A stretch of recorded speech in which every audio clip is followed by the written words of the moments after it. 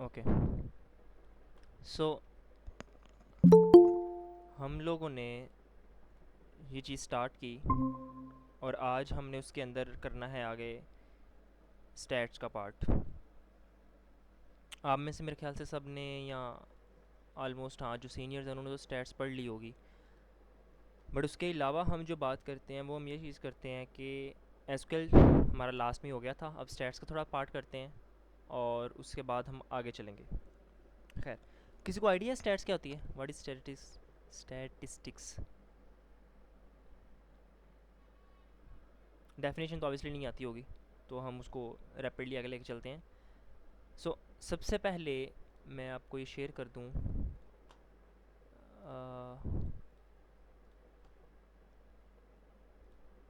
हाँ, नज़र आ रहा है व्यू टैब।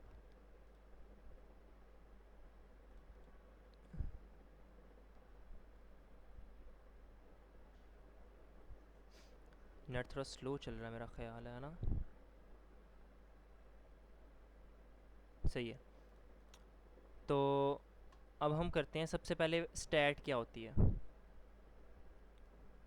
ठीक है, तो मैं इधर आपको बड़ी सिंपल चीज़ कहता हूँ। इधर स्टैट्स की एक डेफिनेशन लिख देते हैं हम। वो ये डेफिनेशन है कि स्टैट्स, इसको क्या हो गया, इसको मैंने इधर छोटा करना था यार। इधर हम बना लेते हैं, एक फ़ाइल बना लेते हैं वैसे ही, उस पर लिखते जाएंगे जो भी हमने लिखना होगा। हाँ, सबसे पहले हम स्टैट्स की बात करते हैं। तो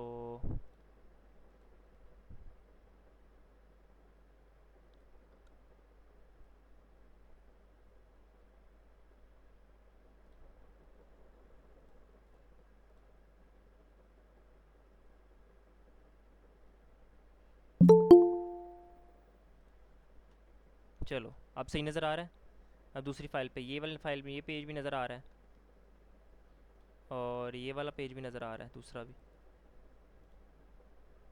यस और नो?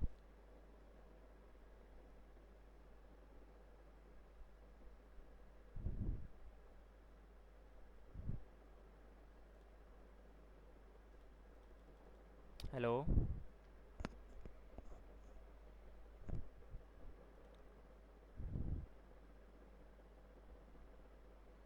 आवाज़ आ रही है?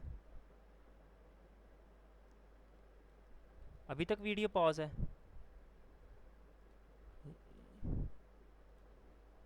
कुछ भी नज़र नहीं आ रहा, ये जो मैंने अभी एक दो पेज आगे पीछे किया है।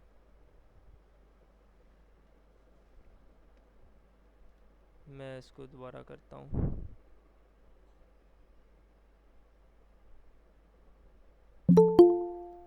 मैं सो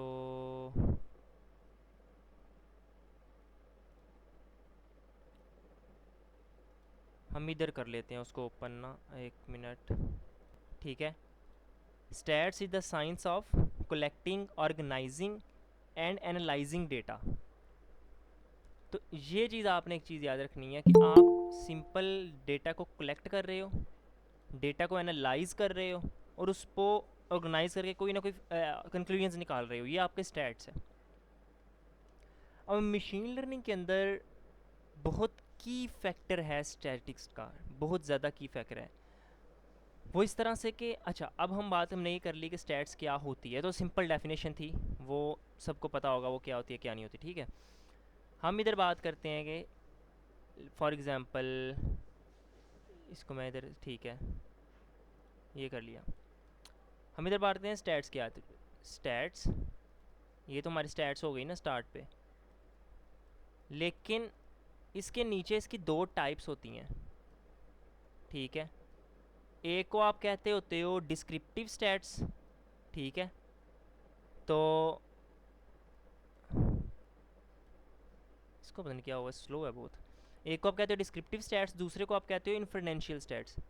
ठीक है, तो डिस्क्रिप्टिव के अंदर मैं आपको इधर दिखा भी देता हूँ। मैं इसको अगर इधर से टैब ओपन करके रखूँ,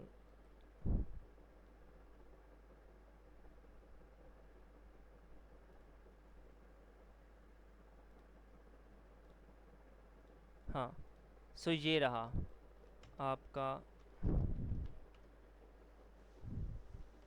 स्टैट्स एंड इट्स टाइप्स। मेरे पास नोट पैड नहीं है तो मैं आपको बताता।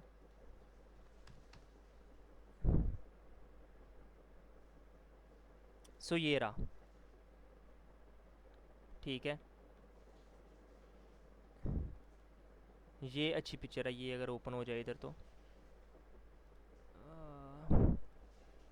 दिस वन कहाँ गई,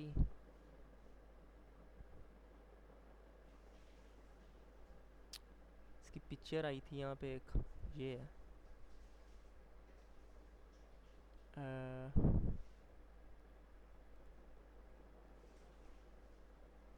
हाँ, सो दिस वन,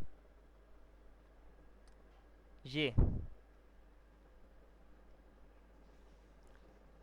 आज हम जो पढ़ेंगे ना, आज हम ये वाला पार्ट पढ़ लेंगे, दिस वन, ये डिस्क्रिप्टिव स्टैट्स।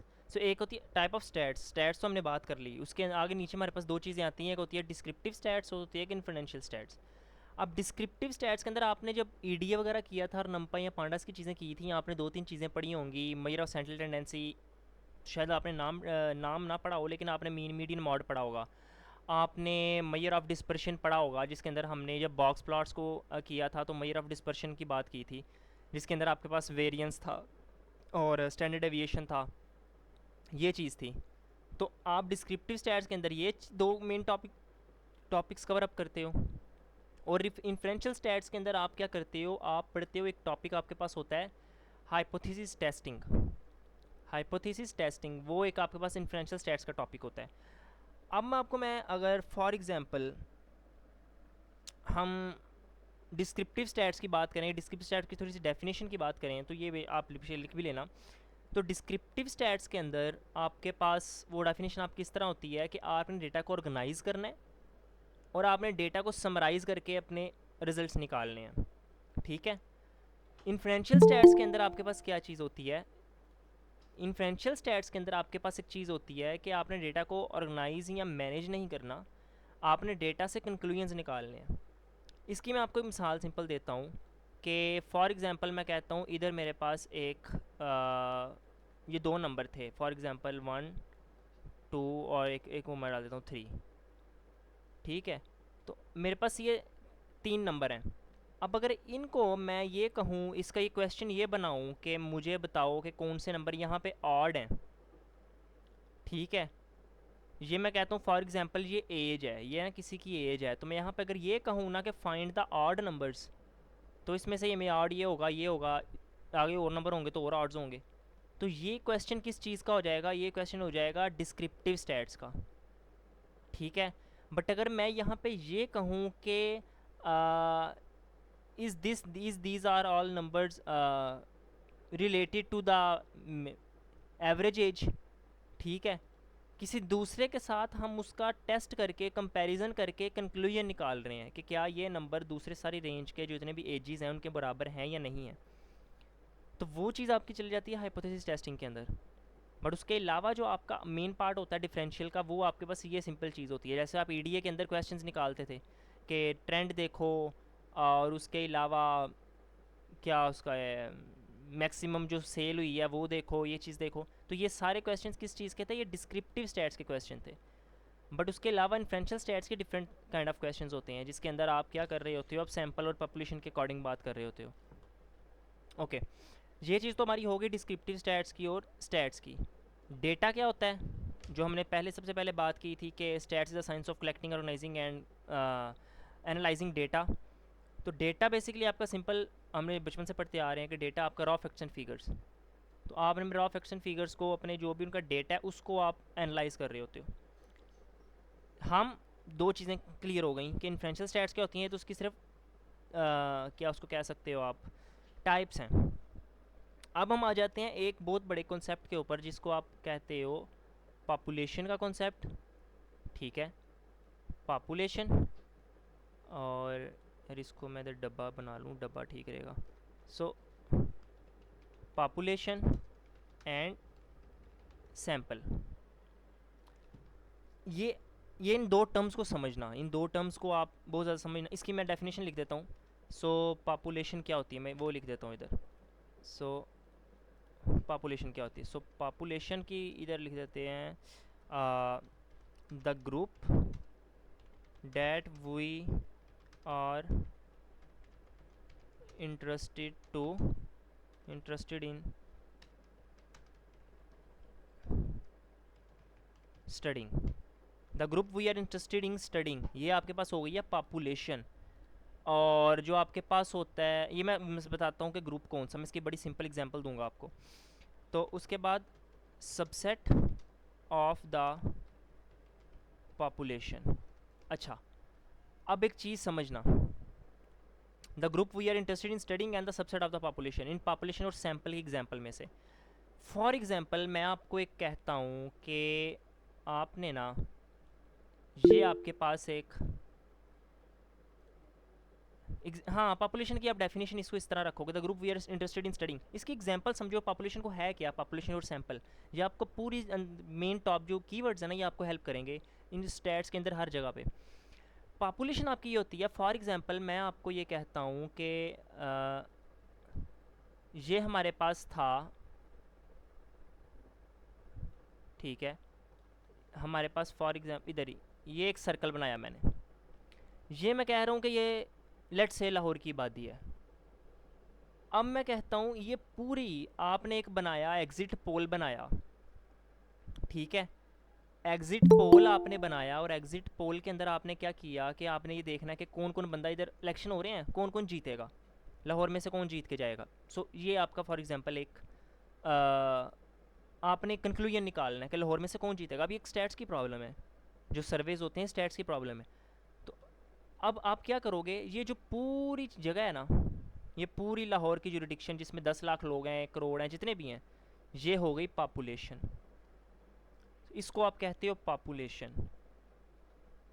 अब आप क्या, अब मुझे खुद बताओ, एक चीज़ खुद सोचो कि क्या एक इंसान या एक मीडिया हाउस या कोई भी कंपनी या जो सर्वे करवा रही है कोई भी, वो पूरे लाहौर के हर एक इंसान का सर्वे करवा सकते हैं?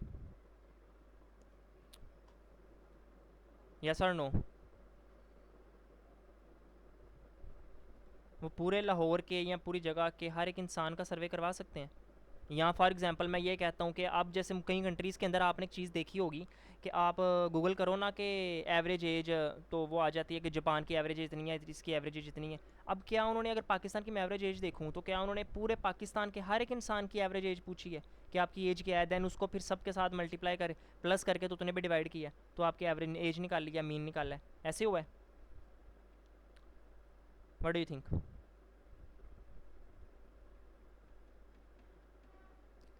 सो यहाँ पे आपके पास एक चीज़ आती है जिसको आप कहते हो सैंपल, ठीक है।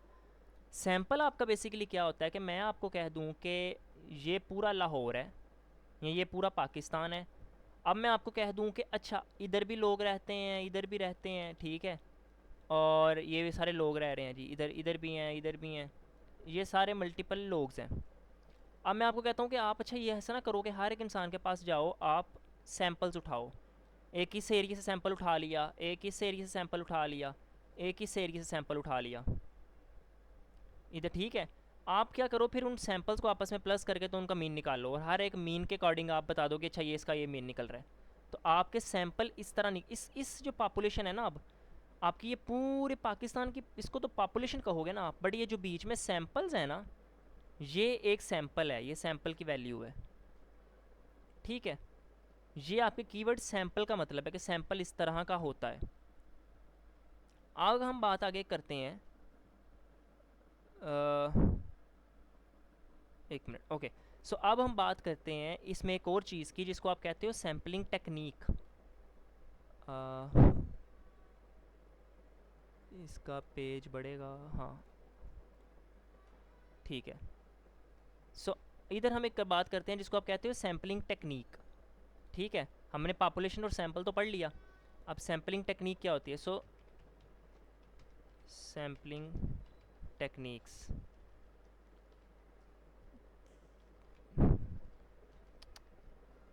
टेक्निक्स इसको हम इस तरह, अच्छा ये याद रखो 4 तरह की टेक्निक्स होती हैं सैम्पलिंग टेक्निक्स जो होती हैं। सो 4 तरह की जो टेक्निक्स होती हैं ना सैम्पलिंग, हमने ये चीज़ एक पढ़ ली कि इस तरह ने आप इसको आपने करना है कि आपके पास जो ग्रुप होगा, पॉपुलेशन होगी, वो सारी चीज़ होगी और इधर आपके पास वो चीज़ आ जाएगी। अब हम जब उसकी सैम्पलिंग टेक्निक्स पढ़ेंगे तब हमें समझ आ जाएगी कि उसके अंदर हमारे पास कौन कौन सी होती हैं। एक होती है आपके पास सिंपल रैंडम सैम्पलिंग, ठीक है। Simple random sampling, simple random sampling के अंदर आपके क्या करते हैं, अच्छा अब आपने ना इसके अंदर एक चीज़ की नोट कर लेनी है, राइट डाउन कर लेनी है, वो ये है, वो बड़ा इंपॉर्टेंट स्टेप है इसके अंदर कि एवरी मेंबर, ठीक है, इसको आप डिनोट कर रहे होते हो बेसिकली एन के साथ, कैपिटल एन के साथ, कि every member has an equal chance of being selected. every member has an equal chance of being selecting, ठीक है। मिसाल के तौर पे अगर मैं इस टेक्निक के अकॉर्डिंग अगर मैं कहूँ कि 10 बंदे हैं और 10 में से आपने रैंडम सैम्पल टेक्निक, इसमें जो वर्ड रैंडम है ना, ये वाला वर्ड है जो, ये बहुत ज़रूरी है, ये वाला वर्ड। तो ये वर्ड आपका क्या करेगा, आपको ये बताएगा कि अगर 10 बंदे हैं तो उन 10 में से अगर आपने 5 का सैंपल लेना है तो आप किसी भी 5 का ले सकते हो रैंडमली। ये ज़रूरी नहीं है कि आप सिलेक्टेड या किसी अप्रोच के थ्रू, किसी सिस्टम के थ्रू, सिस्टमेटिक वे से आप उनका सैंपल लोगे, नहीं, आप किसी भी 5 का ले सकते हो। तो इस वजह से किसी भी 5 का ले सकते हो। Every member has an equal chance of being selected, ठीक है। तो ये चीज़ हो जाएगी। अच्छा, हम उसके बाद दूसरे पे आते हैं। तो दूसरा इनके अंदर क्या होता है, तो दूसरा इसके अंदर जो इसकी वो है टाइप है सैम्पलिंग टेक्निक की, वो उसको हम कहते हैं स्ट्रेटिफाइड, हाँ, स्ट्रेटिफाइड सैम्पलिंग। स्ट्रेटिफाइड सैम्पलिंग के अंदर आप सबसे चीज़ जो आपने मेन याद रखनी है, उसको आप एक ये समझ लो कि ये काइंड ऑफ लेयरिंग है, ठीक है। ये एक लेयरिंग क्रिएट कर रही है जिसके अंदर आप क्या करते हो कि आप ग्रुप्स को ओवरलैप करते हो। अब इसकी मैं आपको मिसाल देता हूँ, ग्रुप्स ओवरलैपिंग। ये बेसिकली आपके ग्रुप्स ओवरलैप नहीं होने चाहिए, इसमें ये आपके पास चीज़ होती है, ठीक है। आपके ग्रुप्स ओवरलैप नहीं, अच्छा उसकी मिसाल क्या है, उसकी मिसाल 5 से ज़्यादा ये काम नहीं ले, 5 से ज़्यादा या कम का नहीं ले सकते। व्हाट डू यू मीन 5 से ज़्यादा कम का सैम्पल नहीं नहीं, मैं अगर मिसाल दी है कि अगर आप कह रहे हो कि हमने सैम्पलिंग करनी है तो आपके जो भी कंडीशन है कि आपने इतने सैम्पल्स लेने हैं, ये करना है, तो आप 5 हो सकते हैं, 10 हो सकते हैं, वो 1000 हो सकते हैं, वो आपके डिपेंड करता है कि आप कितने सैंपल ले रहे हो ताकि आप उतना जस्टिफाइबल रिज़ल्ट निकाल सको। जितने भी सैंपल लोगे आप किसी सिस्टमेटिक अप्रोच से सैंपल नहीं लोगे, आप रैंडम सैम्पलिंग करोगे कि किसी भी मेंबर को आप उठा सकते हो, किसी भी आप मेंबर को चूज़ कर सकते हो अपने सैंपल के लिए, तो हर एक के पास इक्वल चांस होगा, ठीक है। स्ट्रेटिफाइड सैम्पलिंग का मतलब ये होता है कि आपने लेयर्स क्रिएट कर ली। फॉर एग्जांपल यहाँ पे मैं सेम मिसाल देता हूँ आपको कि पाकिस्तानी में आए, पॉपुलेशन पे आए, हमारे पूरी 22 करोड़ मिसाल के तौर पे पॉपुलेशन हमारे पास। अब हमने इसके अंदर एक सैम्पल निकालना है कि फॉर एग्जांपल कितने लोग बाहर जो है ना वो निकल के काम करते हैं। अब मेजॉरिटी इन पाकिस्तान क्या होता है कि मेल जो लोग हैं वो बाहर जाते हैं, काम करते हैं और देखते हैं कि अच्छा क्या चीज़ है। अब हम अगर अपना ये रिज़ल्ट निकाल रहे हैं कि कितने लोग बाहर निकल के काम करते हैं पाकिस्तान में, लेबर फोर्स क्या है, ये चीज़ क्या है, और हम उसको मेल स्पेसिफाई करना चाहें तो हम इधर 2 ग्रुप्स बना सकते हैं, ठीक है। एक ग्रुप हमारे पास हो जाएगा एक ग्रुप हमारे पास हो जाएगा मेल्स का, ठीक है, इसको मैं मेल्स का कह देता हूँ। एक ग्रुप हमारे पास हो जाएगा फीमेल्स का। अब मुझे जो भी रिज़ल्ट निकालना है मैं एक मेल्स वाले पे या एक फ़ीमेल वाले पे निकाल सकता हूँ, और ये कभी भी दोनों ग्रुप्स आपस में ओवरलैप नहीं करेंगे, कभी भी मेल्स या फीमेल्स का ग्रुप आपस में ओवरलैप नहीं करेगा, ठीक है। तो इस चीज़ को आप कहते हो स्ट्रेटिफाइड सैम्पलिंग, कि आपने मेल्स के ग्रुप पहले बना दिए और जो वैसे ग्रुप्स जो बिल्कुल ओवरलैप नहीं करेंगे आपस में। आपने 0 to 18 का ग्रुप बना दिया, 18 से 25 का ग्रुप बना दिया, एजिस के अंदर फॉर एग्जांपल आपने हाइट का ग्रुप बना दिया कि less than 5 inch 5 foot greater than 5 foot. अब ये देखो ओवरलैप नहीं कर रहे आपस के अंदर, ग्रुपिंग आपने इस तरह की हो, फिर वो आपके बिल्कुल डिफरेंट हो जाएगा क्राइटेरिया चूज़ करने का। तो वो आपकी चीज़ आ जाती है स्ट्रेटिफाइड सैम्पलिंग के अंदर। अच्छा अच्छा, इसके आगे हम तीसरे की जब बात करते हैं, तीसरी इसकी जो स्टे लेयर होती है उसको आप कहते हो सिस्टमैटिक सैम्पलिंग। सिस्टमैटिक सैम्पलिंग क्या होती है? सिस्टमैटिक सैम्पलिंग का मतलब ये है कि अब आप फॉर एग्जांपल मैं आपको एक चीज़ कहता हूँ कि आप अक्सर देखा होगा आपने, अभी आपके FIP हुए होंगे ना, या कोई आपके दोस्त ने किसी ने आपको कहा होगा कि ये फॉर्म फिल कर दो, ये सर्वे कर दो, या अगर आप मॉल गए हो, मॉल के बाहर वो खड़े होते हैं कुछ पेपर्स लेके या किसी को दे रहे होते हैं सर्वे के लिए, कुछ किसी के लिए भी। सिस्टमेटिक सैम्पलिंग का सिंपल इतना मतलब है कि आपने चूज़ कर लिया कि मैं एवरी 4th पर्सन या एवरी 5th पर्सन या एवरी 2nd पर्सन, मतलब एक कि सिस्टम के साथ एक प्रॉपर पैटर्न के साथ आप सैंपल लोगे, कि मैं गली में जाऊंगी और हर चौथे इंसान से मैं जो है सैंपल लूँगा, मैं इधर जाऊंगा तो मैं हर दूसरे इंसान से सैंपल लूँगा, मैं इधर हर दूसरी गली को अपना सैंपल कंसीडर करूँगा। ठीक है, तो आप इस तरह अगर एक सिस्टम के साथ अप्रोच करोगे तो वो आपके पास सैम्पलिंग किस चीज़ की आ जाएगी, वो सिस्टमेटिक सैम्पलिंग आ जाएगी। ठीक है, क्लियर हुआ है अभी ये 3 सैम्पलिंग का? रैंडम सैम्पलिंग क्या आप रैंडमली उठा रहे हो, स्ट्रेटिफाइड सैम्पलिंग क्या आप उनको ग्रुप्स में कन्वर्ट करके, ग्रुप्स में डिवाइड करके, लेयरिंग करके तो आप सैम्पलिंग कर रहे हो। सिस्टमेटिक सैम्पलिंग के आप एक सिस्टम के थ्रू, एक पैटर्न के थ्रू, ये सेम पैटर्न के थ्रू आप सैम्पल्स ले रहे हो। उसके बाद चौथी और लास्ट सैम्पलिंग टेक्निक होती है जो मोस्ट आई थिंक इसके ज़्यादा भी होती हैं बट मोस्ट हम यही यूज़ कर रहे होते हैं, उसको आप कहते हो कन्वीनियंस, स्पेलिंग शायद यही थे, कन्वीनियंस, जो भी स्पेलिंग है, कन्वीनियंस सैम्पलिंग।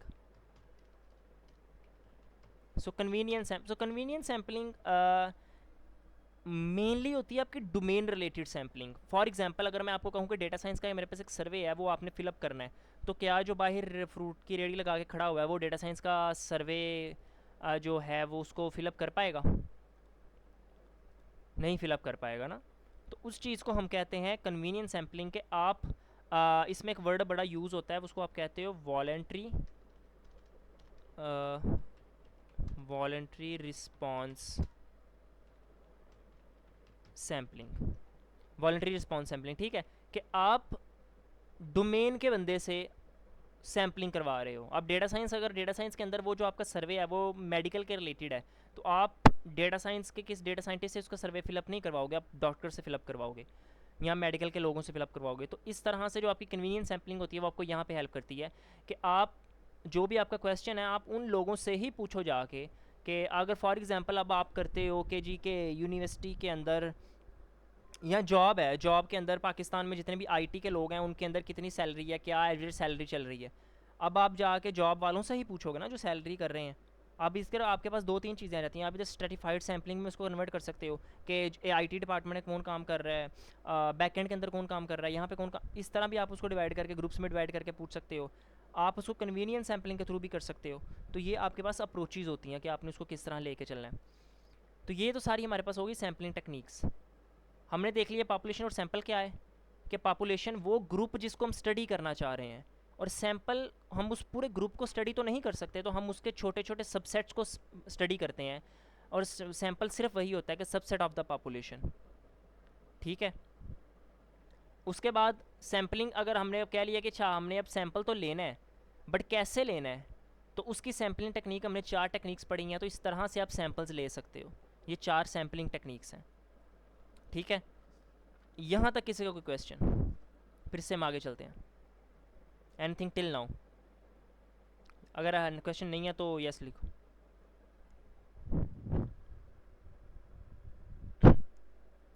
पानी दी। ओके, एक मिनट।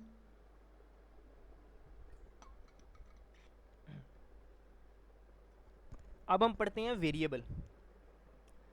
वेरिएबल क्या होता है? वेरिएबल आपने पढ़ा होगा हर जगह पे, आपने अपनी लैंग्वेजेस के अंदर वेरिएबल पढ़ा होगा। अब हम पढ़ते हैं वेरिएबल को स्टैट्स की थोड़ी सी ज़ुबान में। चीज़ सेम ही है, ज़्यादा डिफरेंस नहीं है, लेकिन अब हम इसको इस तरह से करके देखते हैं। अच्छा, सबसे पहले मैं वेरिएबल की डेफिनेशन हम लोग देता हूँ। Variable is an property that can take on many values. Variable is an property that can take on many values. अच्छा, आपने ये चीज़ समझी होगी, इसको आप अगर अपने वो प्रोग्रामिंग लैंग्वेज वाली वैल्यूज़ में देखो ना, कि एक कंटेनर होता है जो आपकी वैल्यूज़ को स्टोर कर रहा होता है, एक वेरिएबल वो चीज़ है, तो आप इसको भी इसके साथ अटैच कर सकते हो। लेकिन यहाँ पे एक फ़र्क है, यहाँ पे एक ये फ़र्क है कि अगर मैं यहाँ पे ये कहूँ ना कि फॉर एग्ज़ाम्पल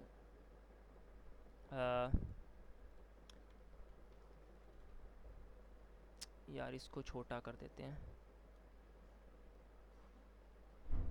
इधर मैं इसको ये ऐसे कहता हूँ कि फॉर एग्ज़ाम्पल मैं एज है, age is equal to 10, so this is variable, sorry, so this is variable. But अगर मैं यहाँ पे कर दूँ ना एज इज़ इक्वल टू 10, 11, 14, 15, ऐसे मैं लेट से कर दिया, सो दिस इज़ नॉट वेरिएबल। हम यहाँ पे जिस वेरिएबल की ये जो चीज़ है ना, ये वाली चीज़ इसको आप कहते हो प्लूरल, ठीक है। हम जो चीज़ पढ़ रहे हैं, हम पढ़ रहे हैं सिंगुलर की। तो आपने हमेशा एक चीज़ याद रखनी है, आपने जहाँ पे वेरिएबल के स्टैट्स के अंदर चीज़ आएगी कि एक सिंगुलर वैल्यू की, सिंगुलर एंटिटी की हम बात कर रहे हैं, ठीक है। ये आपके पास वेरिएबल होता है। खुद को कंफ्यूज नहीं करना दूसरे वेरिएबल के साथ, बस आप एक ये चीज़ याद रखो कि ऐसा एक वर्ड, एक ऐसा वर्ड वेरिएबल वो चीज़ होती है जिसकी प्रॉपर्टी ये होती है कि वो मैनी वैल्यूज़ को स्टोर कर सकता है, ठीक है, बट वो एज अ सिंगुलर। ओके, अब हम एक चीज़ देखते हैं जिसके अंदर आपके पास आती हैं टाइप्स। वेरिएबल्स के आगे टाइप्स होती हैं। तो वेरिएबल्स की जो टाइप्स होती हैं ना, वो आपने पढ़ी भी होंगी। उसको मैं इधर थोड़ा सा ऐसे कर देता हूँ और इधर आपको वो चीज़ समझ आएगी। पहली को हम कहते हैं क्वांटिटेटिव वेरिएबल, ठीक है। मेरे पास ये पेंसिल नहीं है। अच्छा, किसी को ना अगर पता होगा ना, ड्राइंग बोर्ड जो होता है आपका राइट डाउन करने वाला, वो अगर किसी के पास हो या किसी को पता हो कहाँ से मिलता, तो यार मुझे ना लाजमी बताना। अच्छा, क्वांटिटेटिव वेरिएबल, ठीक है। और उसके बाद दूसरी आपके पास चीज़ आ जाती है जिसको आप कहते हो इधर क्वालिटेटिव वेरिएबल, ठीक है। इस सेम क्वांटिटेटिव और क्वालिटेटिव है। क्वालिटेटिव वाले को आप कैटेगोरिकल भी कहते हो। तो ये आपके पास एक चीज़ आ जाती है कैटेगोरिकल। खैर, अब इसके आगे क्वांटिटेटिव के आगे इसकी दो टाइप्स निकलती हैं। एक को आप कहते हो डिस्क्रीट, पढ़ा होगा सबने, सबको पता है।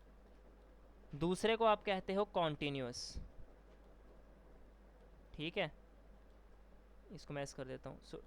एक आपका डिस्क्रीट हो जाता है, दूसरा आपका हो जाता है कॉन्टीन्यूस। आगे अब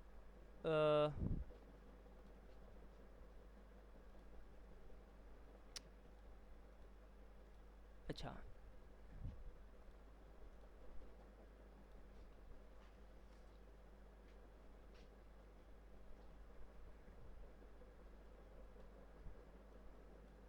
इधर अब हम आ जाते हैं क्वालिटेटिव और कैटेगोरिकल के अंदर। क्वालिटेटिव और कैटेगोरिकल के अंदर एक चीज़ आपके पास होती है जिसको हम ना इसको रिडोनेट करते हैं प्रॉपर्टीज़ की बेस पे, ठीक है, प्रॉपर्टीज़ की बेस पे।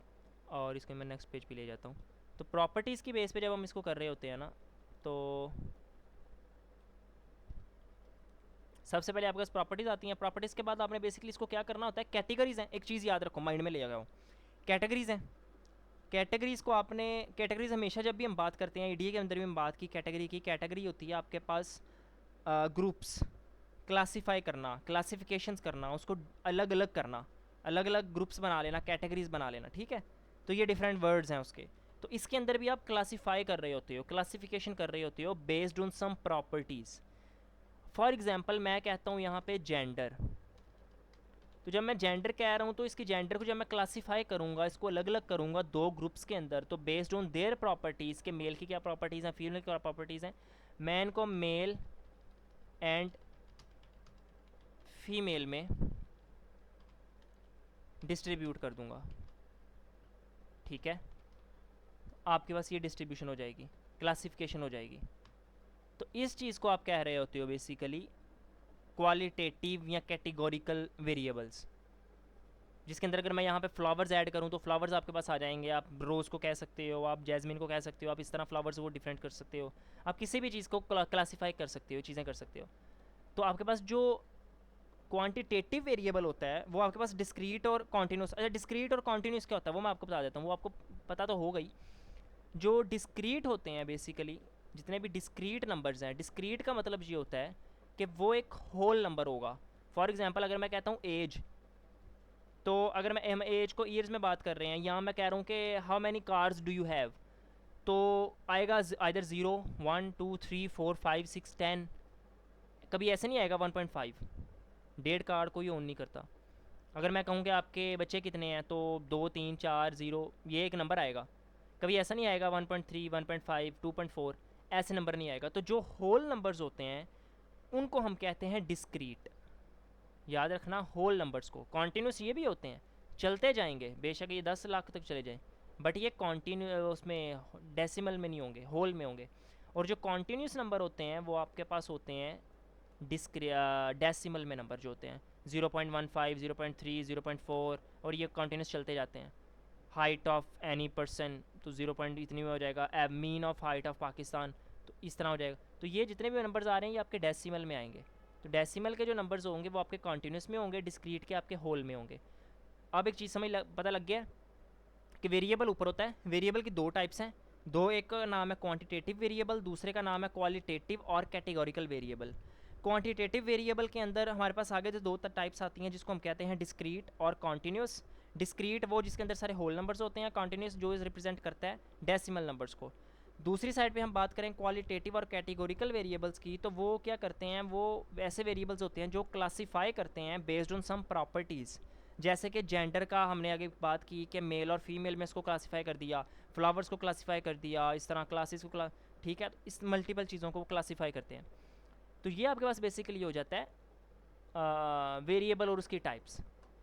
यहाँ तक किसी को कोई प्रॉब्लम, एनीथिंग टिल नाउ? नहीं है तो यस करो, फिर हम आगे सेंट्रल टेंडेंसी पे जाएंगे। ओके, समझ आ रही है, क्लियर हो रहा है? ओके, अब हम आ जाते हैं सेंट्रल टेंडेंसी पे। मेजर ऑफ सेंट्रल टेंडेंसी क्या होती है? So measure of central tendency में ना आपके पास तीन चीज़ें होती हैं। एक चीज़ याद रखना, मेजर ऑफ सेंट्रल टेंडेंसी। सो ये आप काफ़ी आपने देखा होगा डिस्क्रिप्टिव के अंदर, हम जो इधर बात कर रहे थे, ये देखो ना इधर भी डिस्क्रिप्टिव के अंदर मेजर ऑफ सेंट्रल टेंडेंसी एक पार्ट है सबसे बड़ा, और दूसरा है मेजर ऑफ वेरिएबिलिटी जिसको आप मेजर ऑफ डिस्पर्शन भी कहते हो। तो ये दो हैं, दो मेन इसके अंदर डिस्क्रिप्टिव स्टैट्स के अंदर टॉपिक्स हैं। ये दो हो जाएं तो आपकी डिस्क्रिप्टिव स्टैट तकरीबन ख़त्म हो जाती है। Okay, so measure of central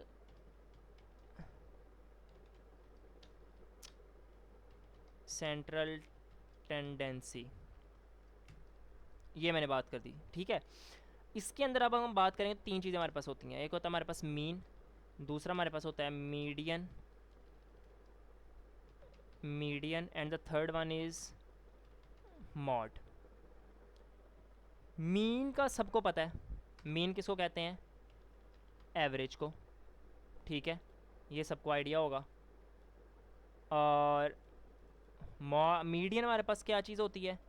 median की अगर हम बात करें तो आप इसको इस तरह कह सकते हो कि मैं इसको इधर लिख देता हूँ, खैर नहीं, पहले हम एवरेज को पकड़ लेते हैं, उसके बाद फिर मीडियन को डिस्कस करेंगे, क्योंकि मीडियन एवरेज थोड़ी ज़्यादा इंपॉर्टेंट है यहाँ पे। ओके, तो अब हम आ जाते हैं मीन पे। मीन आप लोगों ने पढ़ा होगा और आपको ये आइडिया भी होगा कि मीन क्या है, लेकिन सबसे पहले हम सेंट्रल टेंडेंसी को थोड़ा सा डिफाइन करते हैं। सेंट्रल टेंडेंसी क्या है, मैं इसकी डेफिनेशन इधर लिखता हूँ। सो इधर उसकी सेंट्रल डेफिनेशन हो जाएगी कि सेंट्रल टेंडेंसी क्या होती है कि central tendency refers to the measure of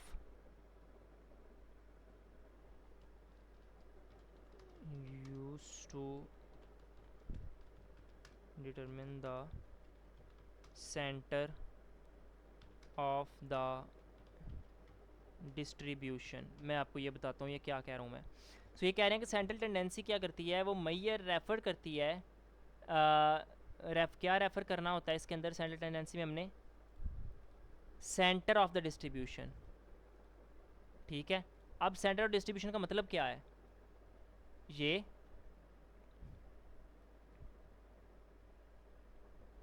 so this is my distribution, data की डिस्ट्रीब्यूशन है। सेंट्रल टेंडेंसी मींस ये जो डिस्ट्रीब्यूशन है ना नीचे हुई, ये लाइन, ये मैं इसका कलर चेंज करता हूँ, ये वाली लाइन जो है, ये वाली लाइन जो है, इसको हम कहते हो सेंट्रल टेंडेंसी। यहाँ से आप निकालते हो सेंट्रल टेंडेंसी, तो इधर मतलब आप इसका पढ़ो, central tendency refers to the measure use to determine the centre of distribution. Centre of distribution का मतलब कि आपने जो ये डिस्ट्रीब्यूशन है नीचे हुई, आपने इसका सेंटर फाइंड करना है। तो सेंटर इसका इधर ये चीज़ फाइंड करनी है आपने, ये चीज़ कि यहाँ पे क्या वैल्यू है, क्या नंबर है इसके सेंटर पे, ये इधर इधर, ये आपकी सेंट्रल टेंडेंसी हो जाती है। तो जो हमने दूसरी साइड पढ़ी थी ना, मेजर ऑफ डिस्पर्शन, वो आपकी होती है दिस वन, ये आपका स्प्रेड कितना है। डिस्पर्शन मींस स्प्रेड, आपका स्प्रेड कितना है इस ऊपर वाले, इसको आप बेल कर्व भी कहते हो, और इसका एक और नाम भी होता है, इसका और नाम क्या होता है, बेजल करेक्शन, इसको बेजल करेक्शन भी कहते हो, आप बेल कर्व भी कहते हो। तो bell curve most common you नाम है इसका। तो ये बेल कर्व को आप इसकी जो स्प्रेड होता है आप इसको काउंट करते हो, हम इसको बाद में देखते हैं, पहले हम सेंट्रल टेंडेंसी को देख लें। तो सेंट्रल टेंडेंसी के अंदर जो ये सेंटर होता है आपने इसको फाइंड आउट करना होता है। अब इसको निकालने के लिए तीन तरीके हैं। एक मीन अब स्टैट्स के अंदर और स्पेसिफिकली डिस्क्रिप्टिव स्टैट्स के अंदर दो तरह के होते हैं। हमने सबसे पहले सैंपल और पॉपुलेशन पढ़ लिया था, वो इसी वजह से पढ़ा था कि इधर हमें आप समझ आ सके कि मीन क्या होता है। सो मीन को अगर हम इधर बात करें तो आपके पास एक होता है सैंपल, नहीं आपके पास होता है population mean and sample mean. ठीक है, पॉपुलेशन मीन और सैंपल मीन। अच्छा, इनके नाम से क्या लगता है, क्या डिफरेंस होगा दोनों में, बताओ ज़रा। What the difference between population mean and the sample mean, write down करो।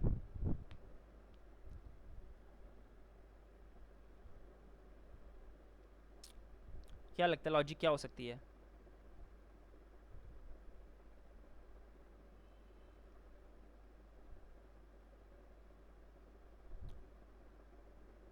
पॉपुलेशन सबका सैंपल एज सैंपल, हाँ अरमान, पॉपुलेशन सबका सैंपल एज सैंपल में बी नॉट कन्फर्म। अच्छा यार, नेम जैसे है ना, नेम हमने पॉपुलेशन पढ़ा था, हाँ बोल बोल। अच्छा, सैंपल जो होता है वो है कि एक जो बड़ा सारा डाटा है उसमें से कुछ सैंपल लेके उसका मीन निकाला होता है। पॉपुलेशन होता है कि जिस सैंपल में से वो डाटा लिया हुआ है उन तमाम ऑब्जर्वेशंस का मीन लेना। हम्म, ये हमने सिंपल बात की ना फर्स्ट वाले में, इधर ये देखो ज़रा, कि ये आपका पॉपुलेशन होता है कि पूरे ग्रुप को स्टडी करना और सबसेट के उसमें से मल्टीपल सैंपल्स लेना।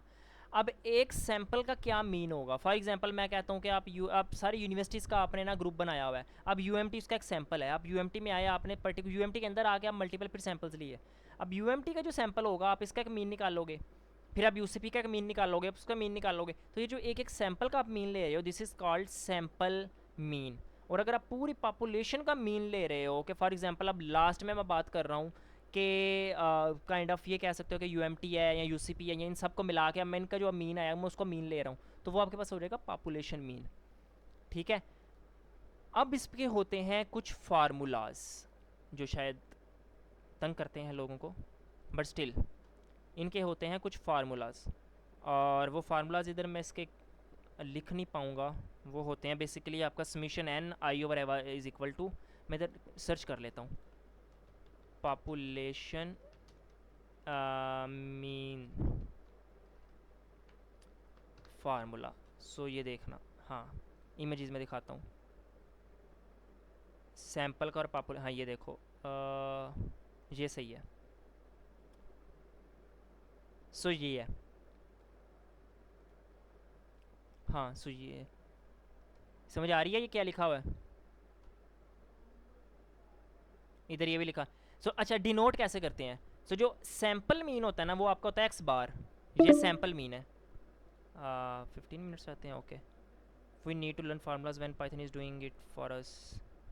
हाँ, पाइथन कर रही है आपके लिए, बट अगर आपको कैलकुलेशन करनी पड़ जाए तो आपको फार्मूला रटो ना यार, लेकिन आपको पता तो होना फार्मूला ये लिखा हुआ है तो ये क्या फार्मूला है, आपको आइडिया तो हो ना। क्योंकि जब आपने इंप्लीकेशन करनी होती है, लगानी होती हैं, तो आपको चीज़ें ज़रूरत पड़ सकती हैं।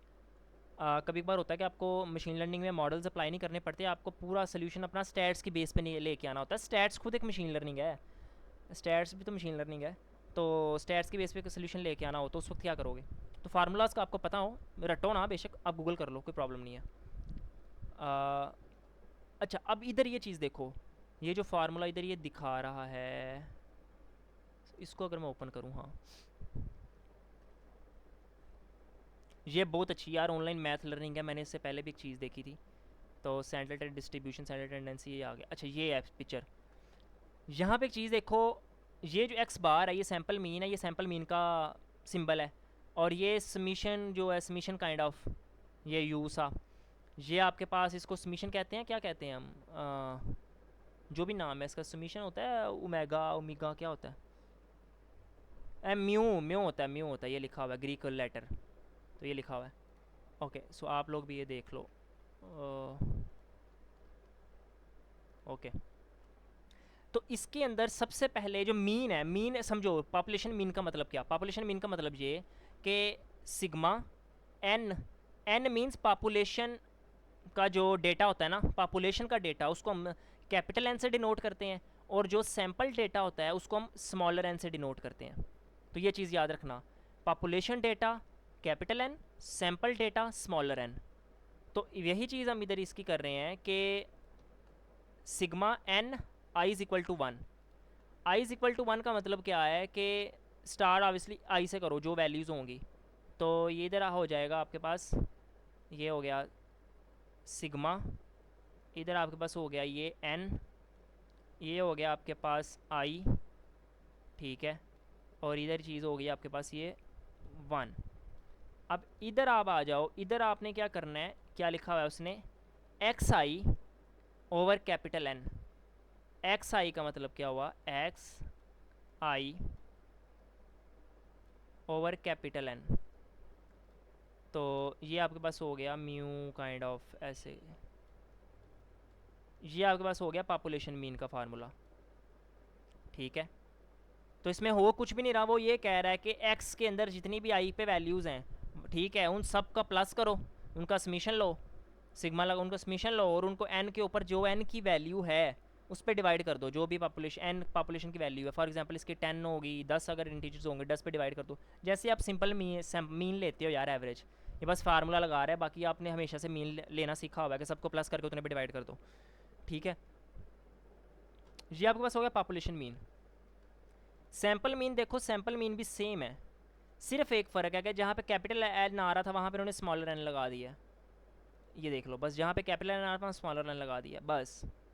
Number of items in population capital N, number of item in sample smaller N.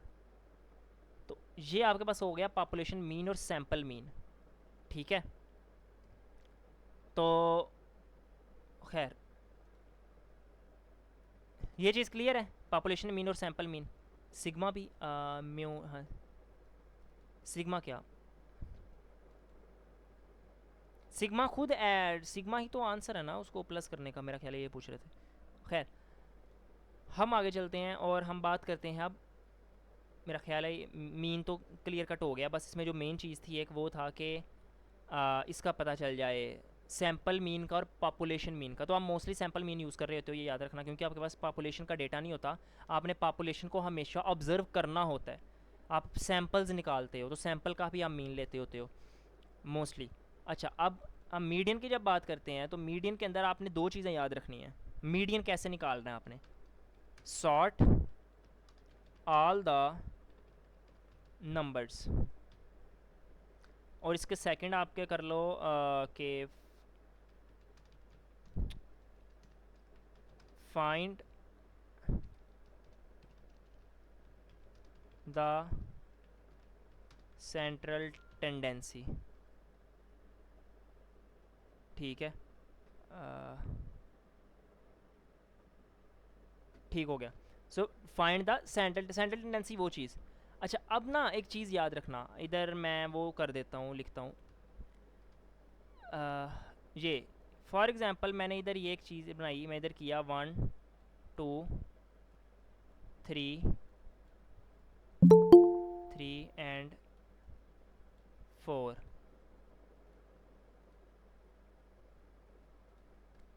तो मैंने जो चीज़ यहाँ पे की वो मैंने की 1 2 3 4, सही है। और इसके अंदर हमने इसको जब मीन लिया तो ये आपका हो जाएगा 1 + 2 3 3 4 6 10, 4 पे डिवाइड करेंगे 2.5 मीन आ जाएगा। ठीक है, अब मैं बात करता हूँ इसके मीडियन की। फॉर एग्जांपल सबसे पहले तो ये सॉर्ट हुए हुए हैं, अगर ये सॉर्ट नहीं होते तो ये कैसे होगा आपका, ये आप पहले सबसे पहले इसको सॉर्ट करोगे। सॉर्ट करने के बाद दो तरह से चीज़ होती है, अगर तो ये ऑड है तो आपके पास, अगर फॉर एग्जांपल मैं इधर 5 भी ऐड कर देता हूँ तो जो ये बीच में 3 वाली वैल्यू होगी ये हमारा मीडियन होगा। ठीक है, बट अगर ये दो ही हैं तो ये क्या होगा कि ये जो सेंटर वाली दो हैं इनको आप इनका मीन निकाल लोगे तो इसके अंदर क्या होगा 2 + 3 5, 5/2 2.5। तो अब एक चीज़ देखो, इसका मीन भी सेम निकला है, इसका मॉड भी सेम निकला, मीडियन भी सेम निकला है। अच्छा, अब एक चीज़ आप लोग याद रखना, एक मिनट मैं पानी पी लूँ।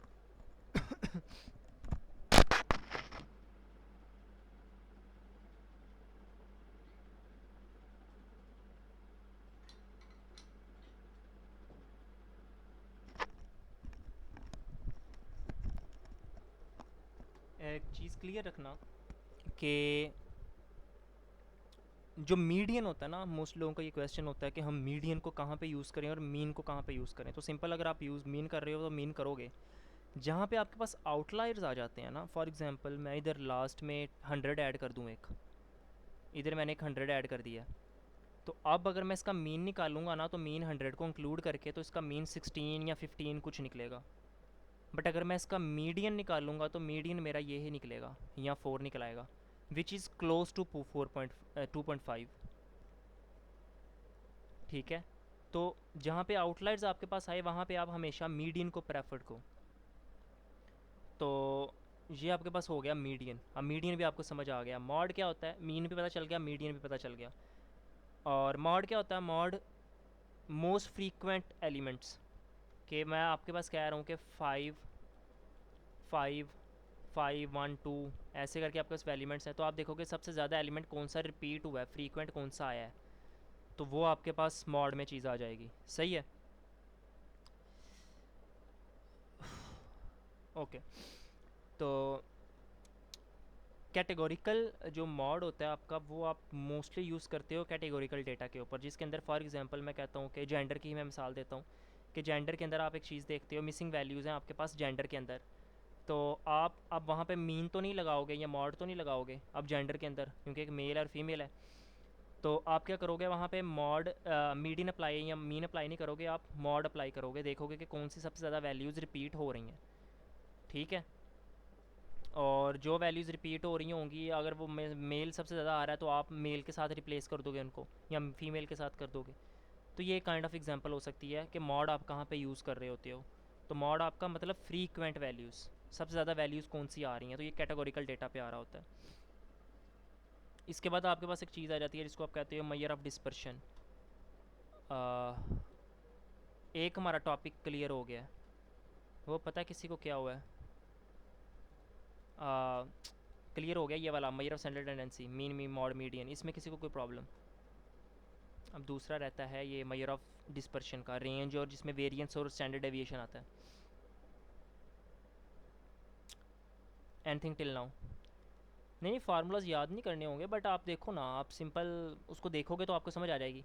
आगे अब जब मशीन लर्निंग में जाओगे तो आपको सारे फार्मूलाज मिलेंगे, लीनियर रिग्रेशन के, एमएससी के, मैस्केड एरर के, बहुत फार्मूलाज मिलेंगे आपको। तो मैं शेयर भी करूँगा आपके साथ फार्मूलाज, स्टार्ट में मैंने शायद किए भी हों, तो बट्टा नहीं लगाना होता, बट हाँ मैं ये लाजमी कहूँगा कि आपको पता होना चाहिए कि क्या लिखा हुआ है। फार्मूला को अगर आप पढ़ते हो तो आपको पढ़ के समझ आए कि फार्मूला के अंदर हो क्या रहा है। तो ये चीज़ है बस, बाकी याद ना करो बेशक, कोई मसला नहीं है। आपको जो साइकिट लर्निंग है दूसरी लाइब्रेरीज़ हैं वो आपको वैसे भी प्रोवाइड कर देती हैं सारी चीज़ें, तो आपको करने की ज़रूरत नहीं होती। ओके, सो डिस्पर्शन का मैं काम करूँगा मैं अभी ना। अच्छा, नेक्स्ट क्लास ले कर लें, क्योंकि मैंने अभी इसको रिकॉर्ड करना है डिस्पर्शन वाले को, नहीं तो बाद में ना बढ़ जाता है। मैंने डिस्पर्शन वाला भी आज ही करना है, तो अभी क्लास तो ख़त्म हो जाएगी ये वाली, 5-4 मिनट है। लेकिन हम इसको या तो नेक्स्ट क्लास में कर सकते हैं, तो क्योंकि मैं साथ रिकॉर्ड कर लूँगा, साथ जिन्होंने आना हुआ तो आ सकते हो। तो आई वुड से कि हम कर लें। हाँ, अभी 6:30 हुए हैं, डिस्पर्शन वाला कभी करते हैं। हाँ ओके, सो जी 4 मिनट जो हैं अभी इसमें अपने क्वेश्चंस पूछ लो यार। अब मुझे एक चीज़ बताओ, अब सब ने बताना है, इधर लिखना है। मतलब क्या वही आंड्रियो कारपेट उधर से आके इलॉन मस्क आके खुद आपको बता के जाता है कि आपको सब कुछ आता है, पूछना नहीं है, डर लगेगा या वो डांट देगा। डिस्कस क्यों नहीं करते किसी के साथ भी, ग्रुप में आगे पीछे के सब कुछ आ गया है। और फिर जब मैं आगे पूछने लगता हूँ कि अब हम आगे करें, या मैं कुछ चीज़ देने लगता हूँ, कुछ करने लगता हूँ, तो फिर कोई कहते हैं हमें ये चीज़ प्रॉब्लम आ रही है, इधर प्रॉब्लम आ रही है। अब मैंने कल ईडीए का पूछा कि राइट डाउन करो कौन कौन से टॉपिक्स हैं, क्या समझ नहीं आई, कुछ पता नहीं है, बस हाँ ईडीए में प्रॉब्लम है। क्या प्रॉब्लम है कुछ बताओ, पता चलोगे तो प्रॉब्लम होगी ना। एसक्यूएल के अंदर कुछ प्रॉब्लम है, उसके अंदर कुछ चीज़ प्रॉब्लम। आगे हम अब 21 से एमएल स्टार्ट करेंगे, वो चीज़ करेंगे, तो वो चीज़ आपको ऐसे तो नहीं फिर आएगी, वो टाइम मांगेगी। बट हाँ मज़ा आएगा उसके अंदर, बट वो टाइम मांगेगी। और एक दो दूसरी चीज़ मैंने वो नोटबुक शेयर की थी, मैंने पूछा था कि सजेशंस दो अपनी, और जिन्होंने मशीन लर्निंग पढ़ रही है वो बताएं कि उसके अकॉर्डिंग वो ठीक है, क्योंकि उसके अंदर एक वीक में 4 क्लासेस हैं। तो कभी कभार तो मेरी वजह से भी होता है कि क्लास रह जाती है, तो मैं उसको तो कंपनसेट कर दूंगा।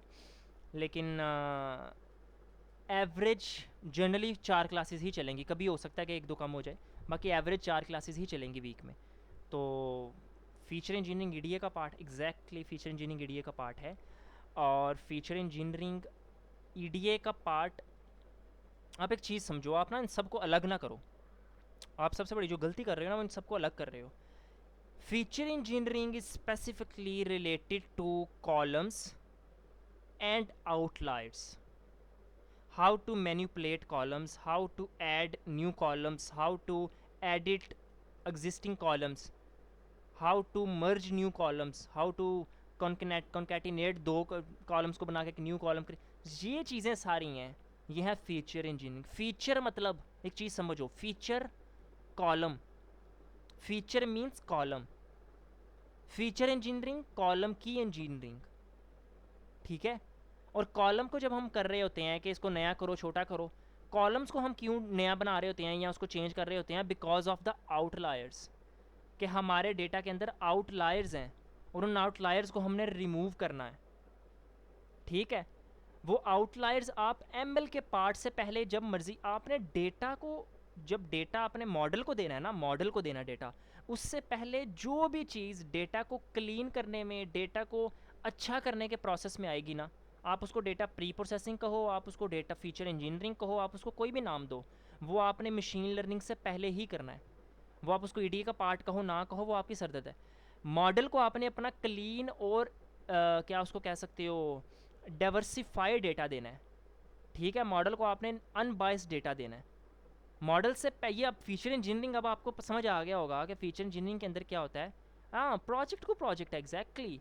कई जगहों पे आपके पास आउटलायर्स होंगे ही नहीं, कई जगहों पे आपको सिर्फ 1-2 कॉलम आगे पीछे करना होगा, आप फीचर इंजीनियरिंग हो ही नहीं है। अब मैंने कल आपको बताया था कि ऑटोमेटेड ईडी आप कैसे कर सकते हो, तो कुछ वेबसाइट्स को मैंने आपको बताया भी था, आपने शायद वो देखी भी ना हो। वर्ड पांडास प्रोफाइलिंग है, आपके पास स्वीटवीज है, तो ये कुछ वेबसाइट्स हैं जिनके अंदर आपको अगर आता है ना, अब मैंने क्या बोला था कि वो ईडीए है, ईडीए आपको आता है। अब आप ईडीए पे टाइम बचाना चाहते हो, आप कहते हो यार मुझे आता तो है, बट क्या मैं पूरा प्रोसेस दोबारा करूँ, मुझे को आता तो है। तो अब आप क्या करते हो, आप उसका ओवरव्यू लेना होता है ना बेसिकली ईडीए में, मिसिंग वैल्यूज़ है अगर तो उसको क्लीन किया, डाटा क्लीन किया, इस तरह की चीज़ें की आपने, तो आपने उसका एनालाइजिंग करनी है बेसिकली, तो वो आप ऑटोमेटेड ईडीए से करो, आप वो चीज़ें करो, आप डेटा को देखो, आप डेटा को वैसे एनालाइज करो, वैसे डेटा को बैठ के एक्सेल शीट में या सीएसवी में आप उसको देखते रहो। तो इस तरह की चीज़ें करो तो आपको वो टाइम टू टाइम पता चलता रहेगा। बाकी मशीन लर्निंग के अंदर हम इन चीज़ों को भी करेंगे जब प्रोजेक्ट करेंगे। ओके, मैं नेक्स्ट क्लास का लिंक शेयर करता हूँ, तो हम डिस्पर्शन पढ़ते हैं। किसी को क्वेश्चन होगा तो अभी राइट डाउन कर ले, इस क्लास के बाद ना डिस्पर्शन के बाद हम उसको डिस्कस करेंगे।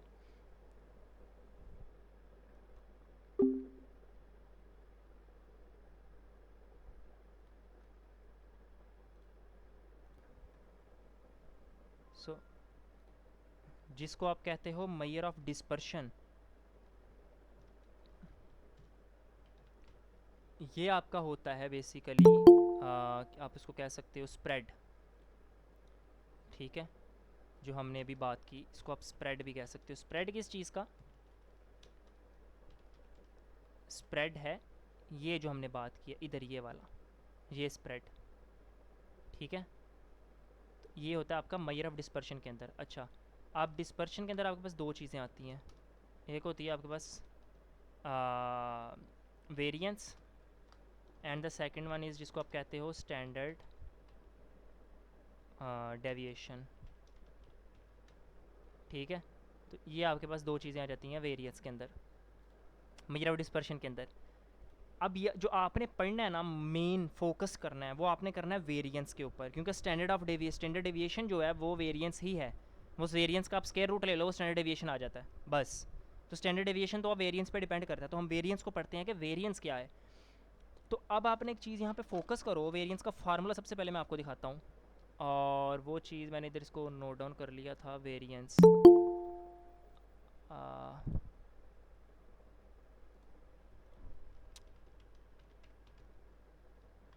वेरिएंस ये आ गया।